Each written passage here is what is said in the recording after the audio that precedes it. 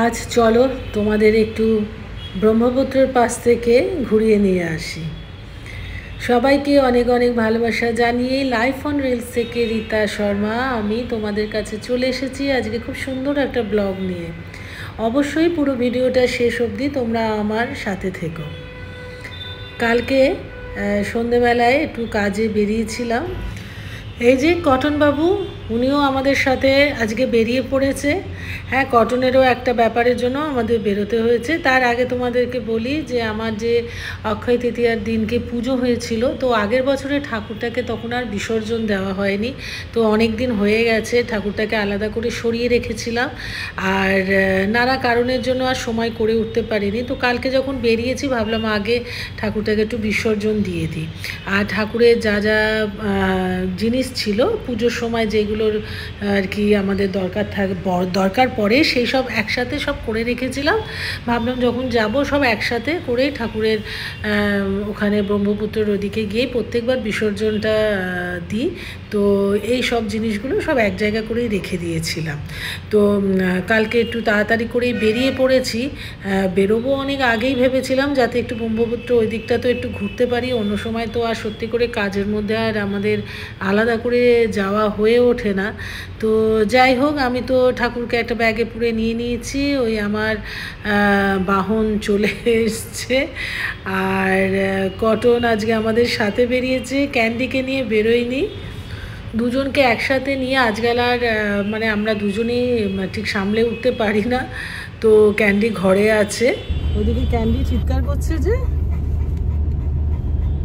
হ্যাঁ ক্যান্ডি কোথায় যাবে ভাষণ দিতে?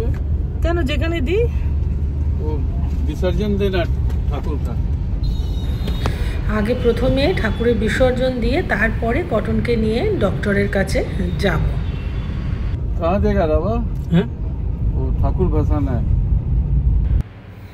ভেবেছিলাম যে একটু তাড়াতাড়ি বেরিয়ে পড়ব, কিন্তু যা হয় আর কি, বেরোতে গিয়ে এটা ওটা কাজ সেরে মাকে ক্যান্ডিকে সব রেখে এসেছি। তো যাই হোক, এখন ডাইরেক্ট আমরা ব্রহ্মপুত্রের দিকেই যাচ্ছি। আর খুব সুন্দর ওয়েদারটা হয়েছিল।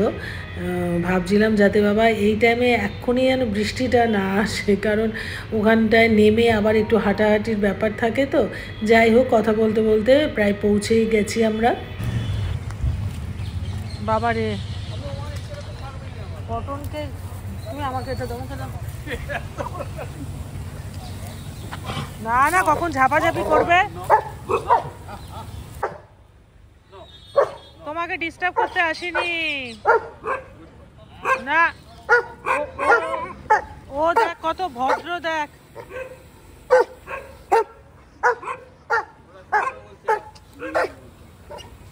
তো উঠিয়ে নাও, আর কি করবে, ওকে কিছু করছে না এখন।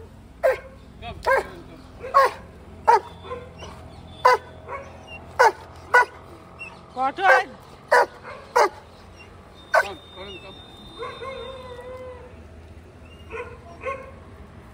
এমা ওখানে বসে গেলি কেন?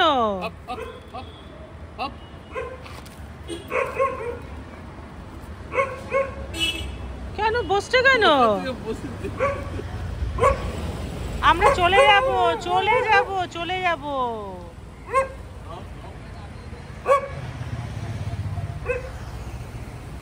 কিছু করবে আবার পাতা খাবে কিন্তু।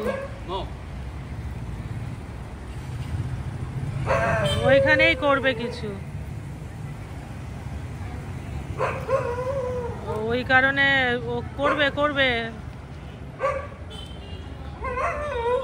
আরে বাবা ঠিক আছে, আরে বাবা ওর এলাকায় এসেছি, আফটার অল এটা ওর এলাকা। তো ও তো মানে সবাইকে অ্যালাউ করবে না, তাই না?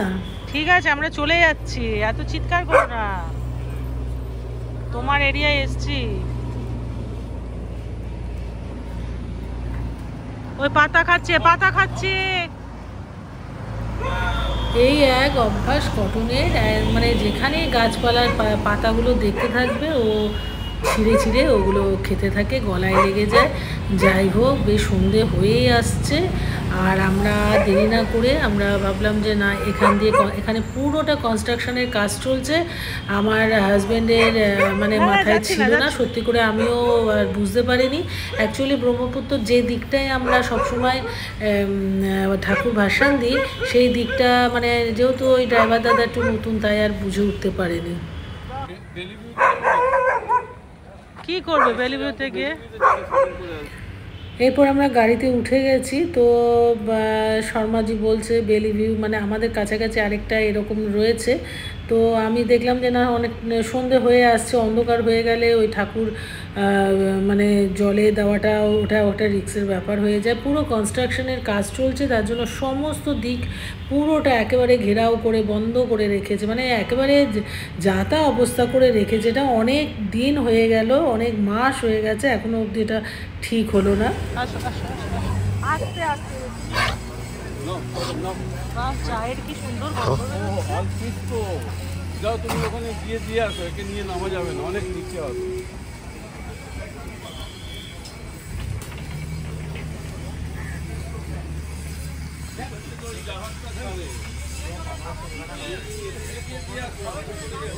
না না, পারবো না, আমি পারবো না, তুমি যাও, আমি ধরে রয়েছি।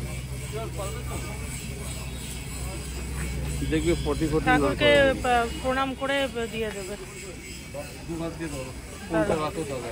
Cotton set, set cotton, cotton set, set. হ্যাঁ, গুড বয়। কটন একেবারে বসে গেছে ব্রহ্মপুত্রের সামনে। Set cotton set.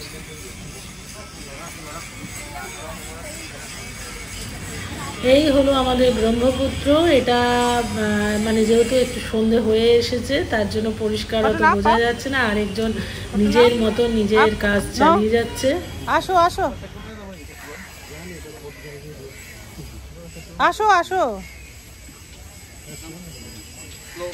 কি আর বলবে এখানে।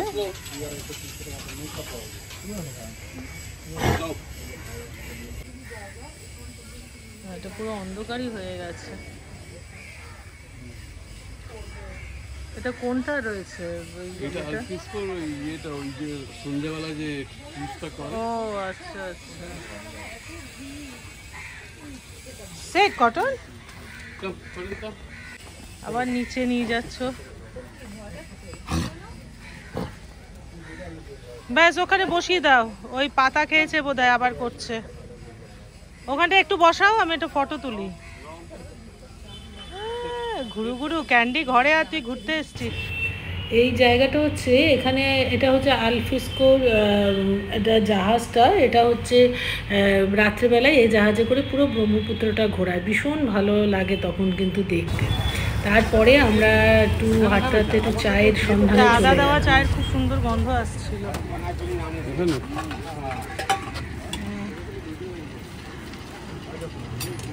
চা খাবি? দো চা দে দিজিয়ে না। ও তোকে বসার জায়গা দিয়েছে, কটন তোকে বসতে দিয়েছে। দেখ, আঙ্কেলটা উঠে গেল। আর সত্যি খুব তখন মানে একটা চা খেতে ইচ্ছে হচ্ছিল। আর আমি এখানে ঢুকতে ঢুকতেই আমি এর গন্ধটা, আদা আর এলাচ দিয়ে চাটা বানাচ্ছিল, এত সুন্দর গন্ধটা আসছিল দূর থেকে। তো আমি ভাবলাম যাওয়ার পথে দাঁড়িয়ে একটু চা খেয়ে তারপরে গাড়িতে উঠে পড়বো। করে তাহলে ওকে এসি টন। তুমি খাবে না? তা ছেড়ে দাও, দরকার নেই, লেট হোক আগে। আর বাইরেটা একটু গরমও ছিল, তো কটনকে এখন গাড়িতে বসিয়ে এসিটা চালিয়ে দিয়ে ওকে আসতে বলেছি। আর ইনি চা অলরেডি রেডি করে দিয়েছে। একটাই বলেছিলাম, তো উনি বুঝতে পারেনি, তো দুটো চা ওর জন্য একটা রেডি করে দিয়েছে। 10 টাকা করে নিয়েছে। তো খুব সত্যি করে খুব ভালো চাটা। যারা তোমরা গৌহাটি এই দিকে ঘোরার একটা প্ল্যান করছো, তারা কিন্তু গৌহাটিতে এসে এটা একদম মিস করবে না, কারণ এটাতে এই জাহাজে করে তোমাদের পুরোটা দেখাবে। কেউ যদি রাতের সৌন্দর্যটা দেখতে চাও, তো এটা একটা টাইমিং আছে, তো সেই টাইমের মধ্যে তোমাদের পুরোটা ঘুরিয়ে দেখাবে। ভেতরে গান বাজনা, খাওয়া দাওয়া, সমস্ত কিছুর ফেসিলিটি রয়েছে। আর টিকিট পার পারসন 750 করে। আমি গুয়াহাটিতে এসে আমার 2 থেকে 3 বার বোধহয় আমার এখানে ঘোরা হয়ে গেছে। খুব, আমি দুপুরের দিকেও একবার এসছিলাম, তখনের সৌন্দর্যটাও যেরকম ভালো লেগেছে, আবার রাতেরও একটা আলাদা বিউটি রয়েছে। তো যাই হোক, চা খেতে খেতে এখন আমরা গাড়িতে উঠে সোজা চলে যাব কটনের ডাক্তারের কাছে। আর তোমাদের যাদের আমার এই ভিডিও ভালো লাগছে, তারা কিন্তু প্লিজ আমার মানে যদি সাবস্ক্রাইব না করে থাকো, যারা করেছো সাবস্ক্রাইব তাদেরকে তো অনেক অনেক ধন্যবাদ। আর যারা করোনি তারা প্লিজ কিন্তু আমার চ্যানেলটাকে সাবস্ক্রাইব করে দিও। পাশে থাকা বেল আইকনটাকে অবশ্যই করে প্রেস করো, যাতে নতুন ভিডিও নোটিফিকেশানগুলো সবার আগে তোমাদের কাছে পৌঁছে যায়। কটন গাড়িতে লম্বা হয়ে বসে খুব আরাম করতে করতে আমরা ফাইনালি ডাক্তারের কাছে পৌঁছে গেছি। তো আগে থেকে ওনাকে বলে রেখেছিলাম, ওদের একটা ভ্যাকসিনের আছে বছরে একবার যেটা নিতে হয়, তো সেটা নেওয়ার জন্যই আসা। তো আজকে কটনকে একা নিয়ে এসেছি, কালকে ক্যান্ডিকে নিয়ে যাব। তো এখন অনেকটাই সন্ধ্যেও হয়ে গেছে, আর এই যে আরেক মহাশয় সামনে দাঁড়িয়ে আছে, এবার দুজনের মুখোমুখি হলে কি করবে সেটা জানি না। যাই হোক, সবাই খুব ভালো থেকো, সুস্থ থেকো। আবার কালকে নতুন একটা ব্লগ নিয়ে তোমাদের কাছে চলে আসবো। আর যারা পেটস ভালোবাসো তাদের নিশ্চয়ই আমার কটন ক্যান্ডিকে কীরকম লাগছে অবশ্যই করে তোমরা কিন্তু জানিও। চলো আজকের ব্লগটা এখানেই তাহলে শেষ করি, কাল আবার নতুন কিছু নিয়ে তোমাদের কাছে চলে আসবো। ততক্ষণের জন্য টাটা, সবাই খুব ভালো থেকো।